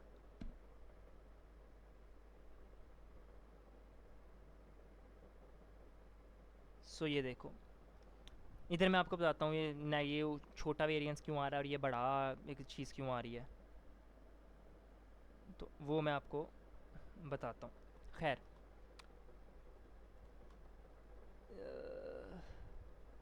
सो ये है वेरिएंस का फार्मूला। अब इस वेरिएंस के फार्मूले को आप समझो ज़रा। ठीक है, हम पहले इसको थ्योरेटिकली पूरा ना इसका पोस्टमार्टम करते हैं। सो दो तरह के आपके पास वेरिएंस होती है। सेम वेरिएंस क्या होती है? हमने पॉपुलेशन मीन और सैंपल मीन की बात की, सेम चीज़ थी। वो उसकी हमने बात क्यों कर ली पॉपुलेशन मीन की और सैंपल मीन की? उसकी बात हमने ऊपर इसलिए कर ली बिकॉज वो वेरिएंस डिपेंड करता है पॉपुलेशन मीन पे और सैंपल मीन पे। आप एक चीज़ देखो कि सिग्मा एन, एन क्या है? सिंपल, आपका जो पॉपुलेशन डेटा होता है। ठीक है, हमने पहले बात की हुई है पॉपुलेशन डेटा एन। वो तो ये हो गया कि इसका प्लस करो, किस चीज़ का प्लस करो? एक्स आई, जितनी भी वेरिएंस की वैल्यूज़ हैं उसको माइनस म्यू। ये क्या चीज़ है? ये तो पॉपुलेशन मीन है। तो हमें पहले पॉपुलेशन मीन निकालना होगा, फिर उसको माइनस करके उसको हमें स्केयर लेना होगा, एंड उसके बाद हमें उसके जो भी वैल्यूज़ होंगी, पॉपुलेशन साइज़ होगा, उस पर डिवाइड कर देंगे तो हमारे पास पॉपुलेशन वेरिएंस आ जाएगा। और जब हम आ जाएंगे सैम्पल वेरिएंस पे, यहाँ पे कुछ चेंज इस तरह का है कि ऊपर तो हम सेम चीज़ कर रहे हैं, बट नीचे हम डिवाइड उसको n से नहीं कर रहे, n-1 से कर रहे हैं। ठीक है, ये चीज़ हम इसको कैसे निकालते हैं? अच्छा, इसमें मज़े की बात है, जो n-1 है ना, आप इसको लिख भी लो, आप n-1 को आप कहते होते हो, हम इसको बाद में ना जब ml वगैरह करेंगे, चीज़ करेंगे, हम उसमें डिटेल में इसको पढ़ेंगे भी। n-1 हम इस क्यों करते हैं, हम इसको n से डिवाइड क्यों नहीं करते? तो इसको आप बेसिकली, इसका नाम आपके पास होता है डिग्री ऑफ फ्रीडम, और मेरा ख्याल से इसको डिग्री, एक तो डिग्री ऑफ फ्रीडम कहते हैं इसको, और इसके अलावा एक इसका और नाम होता है, वो आप गूगल कर लेना, करेक्शन करके कोई चीज़ इसका नाम होता है। तो एक तो डिग्री ऑफ फ्रीडम इसको हम कह रहे होते हैं। तो ये n-1 से आपका सैम्पल वेरिएंस कैलकुलेट हो रहा होता है। अब जो इसका साइन है, तो साइन इसका जो है वो आपके पास इसका इस चीज़ रिप्रेजेंट हो रहा होता है। ठीक है, ये जो सिग्मा लेटर है, इसको क्या कहते हैं? इस लेटर को समीशन कहते हैं, क्या कहते हैं? मुझे लेटर्स के नाम नहीं आते, पता नहीं क्या पंगा है। खैर, जो भी कहते हैं। सो इस ये वाला जो लेटर है, इसका स्केयर को हम, ये पॉपुलेशन वेरिएंस हमारा, इसके आगे x I, value of ith element. ठीक है, पॉपुलेशन मीन और पॉपुलेशन साइज़। पॉपुलेशन वेरिएंस के लिए आपको पहले पॉपुलेशन मीन निकालना होगा, सैम्पल वेरिएंस के लिए आपको पहले सैम्पल मीन निकालना होगा, फिर आप वेरिएंस निकाल सकते हो। उसके बाद जब आपके पास ये चीज़ आ जाएगी, सैम्पल वेरिएंस आ गया और सैम्पल मीन, ये दोनों चीज़ें आ गई। फिर क्या होगा, आप ना कॉपी और पेंसिल पकड़ो और आप ट्राई करो, बाद में कर लेना। अभी एक चीज़ खुद ट्राई करना कि आप एक 1 2 3 4 5 6 7 8 9 10, आपने फॉर एग्जांपल एक ये ले लिया, डेटा ले लिया। अब ये एक आपका, कह लो जी कि ये आपका सैम्पल डेटा है, ठीक है। अब इस सैम्पल डेटा का आप सैम्पल मीन निकाल लो, फार्मूला आपको पता है, सैम्पल मीन निकाल लिया। चलो जब आपके पास सैम्पल मीन तो आ चुका है, अब आप उस पर क्या करो, सैम्पल वेरिएंस अप्लाई करो। तो अब आप क्या करोगे कि सैम्पल मीन तो आपके पास है, सैम्पल मीन फॉर एग्जांपल मैं क्या कह देता हूँ कि 1 2 3 1 2 + 3 6 4 10 + 5 15 + 6 21 + 7 28 + 8 36 + 9 45 + 10 55। सो 55 को हम जब 10 पे डिवाइड करेंगे तो हमारे पास आ जाएगा 5.5। तो 5.5 हमारे पास सैम्पल मीन आ गया। अब हम क्या करेंगे कि हर एक की वैल्यू को, हर एक वैल्यू को 1, फॉर एग्जांपल सैम्पल वेरिएंस के अंदर हमारे पास वैल्यू है 1 1 -5.5, 2 -5.5, 3 -5.5, 4 -5.5, 5 -5.5, 6 -5.5, इस तरह करते जाएंगे, इस तरह करते जाएंगे। और जब हमारे पास एक सारी की वैल्यू आ गई, उनका सम स्केयर ले लेंगे, ठीक है, और उस स्केयर को हम आपस में प्लस कर देंगे। फॉर एग्जांपल मैं इधर करके दिखाता हूँ आपको। अच्छा, आपने पता क्या करना है, आपने ऐसे करना है, सबसे पहले आपके पास एक एक्स है, एक एक्स है, ये एक्स है, ये आपके पास एक्स का बार है, और इधर आपके पास फॉर एग्जांपल मैं कह देता हूँ एक्स आई, यही जो एक्स आई था, माइनस एक्स बार है। अब एक्स की वैल्यू तो ये थी, एक्स बार हमें पता है 5.5 निकला है, ठीक है। तो क्या वैल्यू आएगी इसकी, 1 -5.5 हो जाएगा, तो इधर हमारे पास आ जाएगी वैल्यू -4.5, ठीक है, -4.5। तो -4.5। अच्छा, अब आप क्या करोगे, अब आप ये सारी चीज़ को करते जाओगे, लास्ट में आपके पास एक वैल्यू आ जाएगी, आप उस सारी को प्लस कर दो क्योंकि सिग्मा है, और उस प्लस को आप उसका स्केयर ले लो।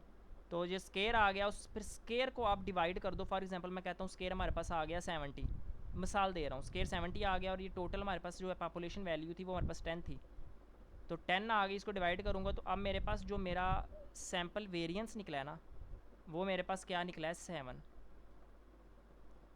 तो ऐसा आपका सैम्पल वेरिएंस निकलता है,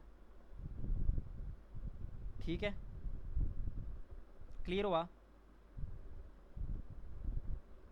ओह n-1 है, n नहीं, n-1 है, n-1 है तो 10 होगा ना, तो 10 को 10 - 1 करेंगे तो 9 पे ऊपर हम इसको डिवाइड करेंगे। अच्छा, अब स्टैंडर्ड डेविएशन पता क्या होती है, स्टैंडर्ड डेविएशन मींस के सिंपल वेरिएंस। अब स्टैंडर्ड डेविएशन भी अंदर भी सैम्पल स्टैंडर्ड डेविएशन होती है और पॉपुलेशन स्टैंडर्ड डेविएशन होती है। हम अभी सैम्पल की बात करते हैं क्योंकि हमने सैम्पल वेरिएशन निकाला, वेरिएंस निकाला था। तो उसका फार्मूला सिंपल इतना है, अंडर रूट सैम्पल वेरिएंस, बस ये आपकी स्टैंडर्ड डेविएशन है, this is your standard deviation. Sample variance का जो भी आंसर आ रहा है आप उसको अंडर रूट कर दो, स्केयर रूट में कर दो, सैम्पल डेविएशन, इतनी चीज़ है बस वो। Any question till now?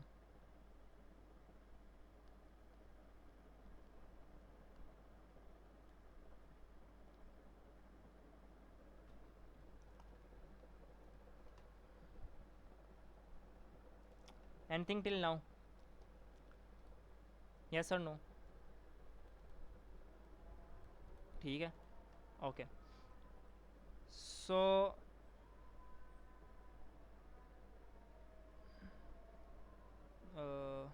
एक मिनट, जान हो रही है।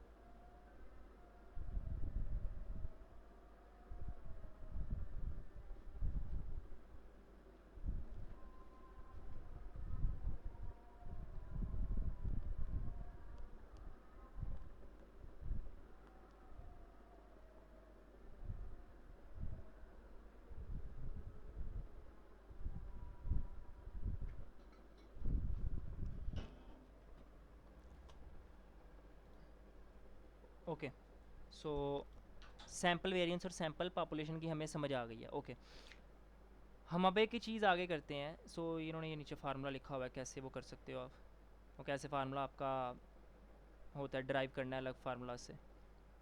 तो ये चीज़ तो हम इसको साइड में रहने देते हैं। अच्छा, हम अभी क्या चीज़ करने लगे हैं, इधर क्या चीज़ आई थी अभी एक,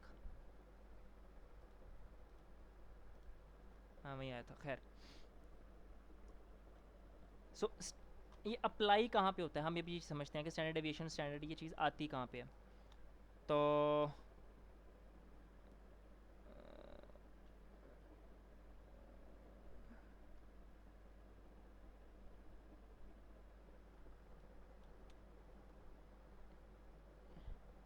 ठीक है, ये तुम्हारी होगी सेंट्रल टेंडेंसी। अब अगर मैं कहूँगा ना कि एक स्टैंडर्ड डेविएशन, तो अगर फॉर एग्जांपल जैसे मैं इधर बात कर रहा था कि हमारी जो लास्ट में हम कह रहे थे कि इसको 7 के साथ डिवाइड करते हैं, तो मैं फॉर एग्जांपल मैं कहता हूँ कि जो है ना 0.7 वैल्यू आई है स्टैंडर्ड डेविएशन की, तो स्टैंडर्ड डेविएशन की वैल्यू 0.7 आई है।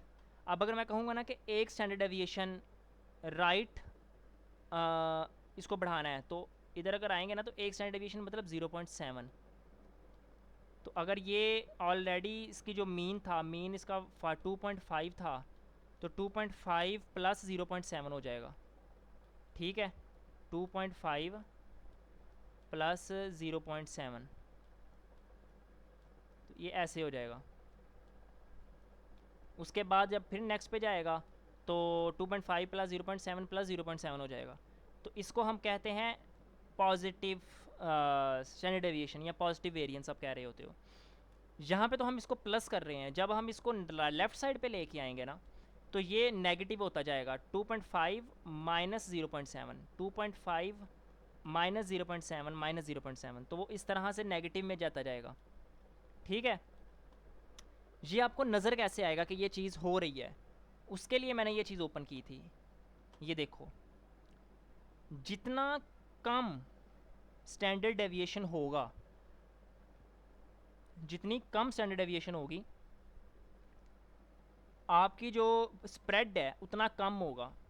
ये देखो एक चीज़ देखो, इधर ये चीज़ देखना, स्टैंडर्ड डेविएशन की वैल्यू क्या है, ये रेड वाले की 10। ये हाइटेड ज़्यादा है। हाइटेड ज़्यादा क्यों है, क्योंकि इसके अंदर वैल्यू ज़्यादा होंगी तो ये ज़्यादा ऊपर तक जाएगी ग्राफ के अंदर, बट इसका स्प्रेड देखो बहुत कम है। ये फैला नहीं हुआ, स्प्रेड इसका इतना सा बस, ये स्प्रेड है इसका बस। बट जिसकी स्टैंडर्ड डेविएशन 50 है उसका स्प्रेड कहाँ तक है, नज़र आ रहा है। तो जितनी ज़्यादा स्टैंडर्ड डेविएशन होगी, आप जैसे ही आपके पास इस कॉलम आएगा ना, आपका डेटा आएगा और आपने इसको वो जो आपने देखा था केडी प्लॉट करके, तो आप देखते थे कि उसका क्या नॉर्मल डिस्ट्रीब्यूशन बन रही है। तो नॉर्मल डिस्ट्रीब्यूशन जब आप देख रहे हो तो आप उसी वक्त बता सकते हो कि जितना इसका स्प्रेड है, इसकी स्टैंडर्ड डेविएशन ज़्यादा होगी या कम होगी। आप अपने सिर्फ प्लॉट को, आप अपने ग्राफ को देख के बता सकते हो कि उसकी स्टैंडर्ड डेविएशन ज़्यादा होगी कम होगी, उसका स्प्रेड कितना है। उसके अंदर स्प्रेड मीन्स के उसके अंदर जो वैल्यूज़ हैं उनका मीन आपस में क्या क्या वैल्यूज़ पे साथ जा रहा होता है। तो ये चीज़ें आप देख के बता सकते हो। जैसे लिखा हुआ example of samples from two population with the same mean but the different variances. ठीक है, the red population has mean 100 and the variance 100 and while the blue population has mean 100 and the variance 250 2500। तो वो इस तरह हो गया। तो जैसे इसका वेरियंस बढ़ा, इवन के मीन सेम था, तो उसका स्टैंडर्ड डेविएशन 50 हो गई। तो देखो अब उसका देखो वेरिएंस कितना था, 250, 250। तो जब हमने इसको वेरिएंस को अंडर रूट में ले गए तो वो देखो 50 रह गया पीछे, 50 मल्टीप्लाई 50 तो वो स्केयर रूट हो गया ना। और 10 था तो इसका स्टैंडर्ड 100 था, उसका स्टैंडर्ड डेविएशन इसका कितना हुआ, 10 हो गया। तो वही फार्मूला अप्लाई हो रहा है। ओके, अब लास्ट टॉपिक जो हम इसको कवर अप कर लेते हैं उसको हम कहते हैं परसेंटाइल और क्वार्टाइल्स। ये मोस्टली लोगों को मेरा ख्याल आइडिया होगा, ये रिपीट करना स्टैंडर्ड की पॉजिटिव और नेगेटिविटी क्या इम्पैक्ट्स हैं। ओके, सो पॉजिटिव अगर होगी तो पॉजिटिव मीन्स कि आप उसको प्लस कर रहे हो ना, प्लस करोगे तो उसकी स्टैंडर्ड डेविएशन बढ़ रही होगी। ठीक है, और नेगेटिव आप उसको कर रहे होगे तो आप उसको माइनस कर रहे होगे। ठीक है, नेगेटिव के अंदर आप उसको क्या कर रहे होगे, स्टैंडर्ड डेविएशन को एक्चुअल मीन के साथ जो उसकी सेंट्रल टेंडेंसी होगी, मीन हो सकता है मॉड हो सकता है, आप उसको उसके साथ माइनस कर रहे हो अगर लेफ़्ट साइड पे आप जा रहे हो। तो अगर पॉजिटिव लेफ्ट राइट साइड पे आप जा रहे हो तो आप उसको ऐड कर रहे हो। ठीक है, और जितनी ज़्यादा स्टैंडर्ड डेविएशन होगी उतना ज़्यादा स्प्रेड होगा, जितनी कम स्टैंडर्ड डेविएशन होगी उतना कम स्प्रेड होगा। फिर इसके अंदर आपके पास वो कोवेरियंस की चीज़ आ जाती है कि कोवेरियंस आपस के अंदर, ये देखो ना कोवेरियंस भी क्या है। सो कोवेरियंस है measure of joint variability of two random variables if the greater value of one variable mainly correspond with the greater value of other variable. तो कुछ नहीं है, ये बेसिकली दो वेरिएबल्स की, दो वेरिएंट्स की आपस के अंदर उसको आप क्या कह सकते हो, कॉरस्पॉन्डेंस है, ठीक है। ओके, तो ये चीज़ हमारी हो गई। प्रोबेबिलिटी डिस्ट्रीब्यूशन, ये थ्योरेटिकल, ये तो अभी प्रोबेबिलिटी में पढ़ेंगे, ये अभी इसमें नहीं आएगा। ओके, तो पीछे क्या चीज़ रह गई, हम अभी बात क्या करने लगे थे। हाँ, डाटा का स्प्रेड पता लगता है, आपने मैंने अभी बताया, वो स्प्रेड आप देख सकते हो।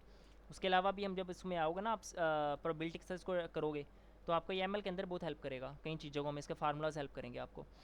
खैर, अभी हमारा लास्ट टॉपिक है, छोटा सा टॉपिक है, वो है हमारा, उसको आप कह सकते हो क्या करने लगे थे हम अभी, क्वार्टाइल्स, हाँ क्वार्टाइल्स करने लगे थे, क्वार्टाइल्स परसेंटेज और परसेंटाइल्स करने लगे थे। हाँ, तो परसेंटेज क्या होती है, सबको आइडिया है, वो तो ठीक है। परसेंटेज को हम सिंपल क्या कह रहे होते हैं कि अगर मैं कह रहा हूँ इधर के ये ऐसे करूँ, मैं करूँ कि 1 2 और 3 4 ऐसे करके अगर मैं कुछ करूँ, तो मैं अगर कहूँ कि अब मुझे बताओ कि यहाँ पे इवन नंबर्स की क्या परसेंटेज है, तो आप क्या करोगे, वह बता दो कि इसको मल्टीप्लाई करके तो आप कहोगे 50% है, ठीक है। परसेंटेज 100 में से आप उसको बता रहे होते हो कितनी है क्या है। खैर, ये तो हमारी परसेंटेज होगी, हमें सबको आइडिया। मैं क्या बात करने लगा हूँ, मैं करने लगा हूँ बात परसेंटाइल की। परसेंटाइल क्या होती है, सो परसेंटाइल की आप पहले डेफिनेशन समझ लो, परसेंटाइल होती क्या है। परसेंटाइल इसको हम किस तरह डिफाइन कर सकते हैं। A percentile is a value below which a certain percentage of observation lie, ठीक है। A percentile is a value, ये समझो ज़रा, a percentile is a value below which certain percentage of observation lie।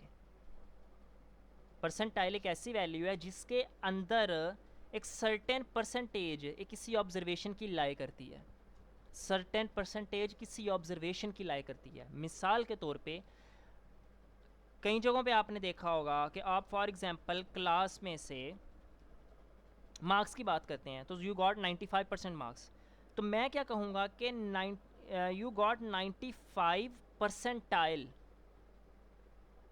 You got 95 percentile.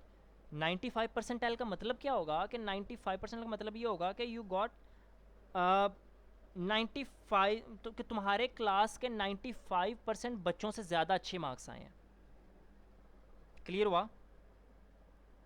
इसको अगर हम उसमें proper official definition kind में करना चाहें तो वो ऐसे हो जाएगा ना कि 95 percentile means that the person got better marks than 90 rest of the class, नहीं रेस्ट ऑफ द क्लास नहीं होगा, 94% of the class, entire students of the class, तो 95% से ज़्यादा उसके मार्क्स आए हैं।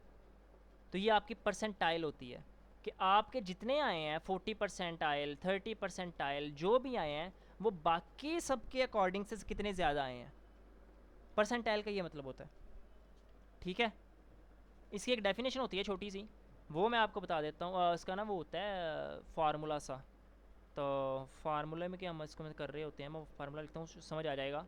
आप फार्मूला को खुद भी अप्लाई कर सकते हो। नंबर ऑफ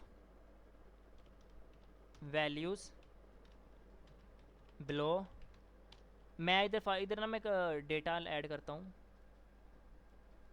1 2, मैं इधर 1 2 3 4 10 करता जा रहा हूँ और मैं लास्ट में 10 10 11 और दोबारा फिर मैं 10, तो इधर मैं 12, मैंने ये कर दिया, ठीक है। अब मैं पूछता हूँ कि 10 की परसेंटाइल क्या है, मैं ये पूछना चाह रहा हूँ कि 10 की परसेंटाइल क्या है। तो वो चीज़ पता कैसे होगी, वो चीज़ हो जाएगी, अच्छा, सो इसका फार्मूला हो जाएगा आपके पास परसेंटाइल का, यार अच्छा, number of values below the 10।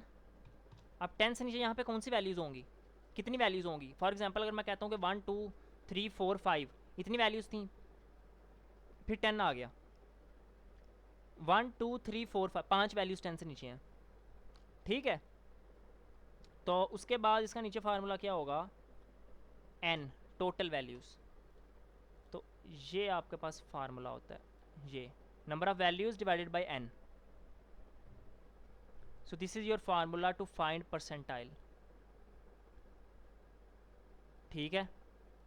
तो इधर से आप अपनी परसेंटाइल निकाल सकते हो। अच्छा, अब ये तो आपके पास आ गई परसेंटाइल। फिर आपके पास एक वर्ड होता है जिसको आप कहते हो क्वार्टाइल्स, या इंटर क्वार्टाइल्स रेंज भी होती है, आपने पढ़ा होगा। तो क्वार्टाइल्स क्या होते हैं, क्वार्टाइल्स कुछ भी नहीं होते, सिंपल यार, क्वार्टर फोर्थ पार्ट। क्वार्टाइल का मतलब ये होता है कि 25 परसेंटाइल, 75 परसेंटाइल, 50 परसेंटाइल, ये होता है। तो क्वार्टाइल 1 जिसको हम कहते हैं, तो वो होता है आपका 25 परसेंटाइल, जिसको आप कह रहे होते हो Q1। 75 परसेंटाइल को आप कहते हो Q3, क्वार्टाइल 3, ठीक है।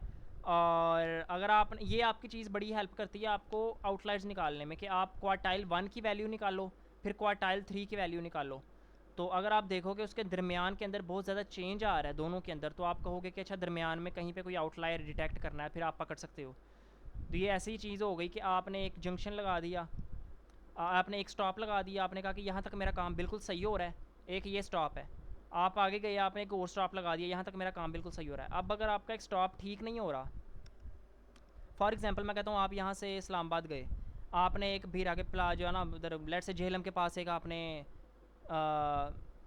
फ्लैग लगा दिया कि इससे पीछे पीछे लाहौर तक सब ठीक है। अब आप आगे जा रहे हो, अब आगे जहाँ पे भी जाओगे आपको पता चलता है कि पीछे कोई प्रॉब्लम हुई है। अब आप जेहलम से आगे तक देखोगे, आप जेहलम पे जाके नहीं देखोगे, ठीक है। आई नो थोड़ी बियर्ड सी एग्जांपल थी, बट क्वार्टाइल आपकी बेसिकली ये चीज़ कर रहे होते हैं कि आपके आउटलायर्स को और उसके अंदर ढूंढने में मदद कर रहे होते हैं इन चीज़ों को। तो इसको आप इंटर क्वार्टाइल रेंज के अंदर से भी डिटेक्ट कर सकते हो, वैसे क्वार्टाइल्स को भी कर सकते हो। तो आपकी परसेंटाइल और क्वार्टाइल ये हो गया। Any question till now?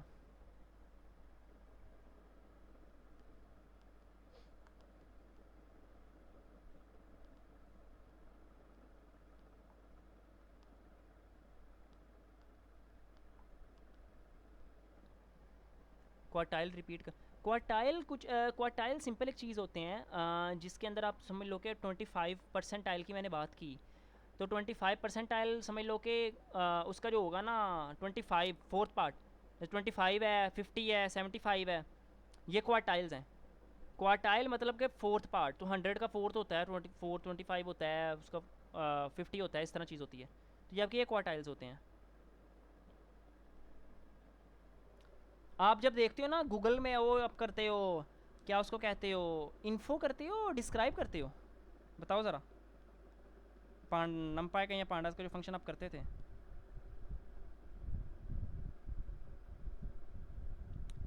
Describe और इन्फो, हाँ, तो उसमें आपके पास आता है ना क्वार्टाइल, स्टैंडर्ड डिवीजन आता है, वेरिएंस आता है, क्वार्टाइल्स आते हैं, 25 आता है, 50 आता है, फिर 75 आता है, वो चीज़ आती है ना।